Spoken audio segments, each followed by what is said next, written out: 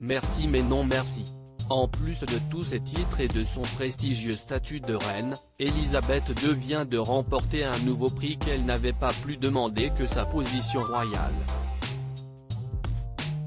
Elle a en effet été élue Oldie of the Year par le magazine The Oldie, un prix qu'elle s'est empressée de refuser via une lettre de son secrétaire personnel, Tom Baker, adressée au magazine concerné.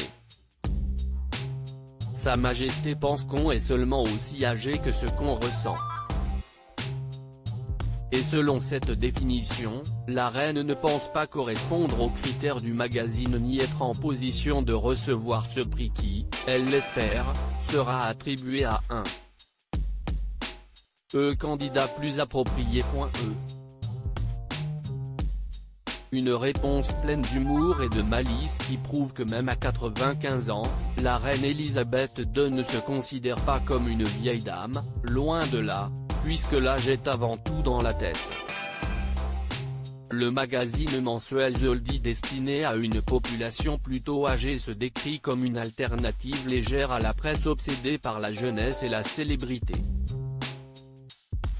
Il est à l'origine d'un concours annuel à prendre à la légère pour élire la personne âgée de l'année et en 2021, c'est donc une des plus grandes personnalités mondiales qui a été désignée. Malgré son refus, la reine Elisabeth II a tout de même voulu faire comprendre à la publication qu'elle apprécie sa nomination.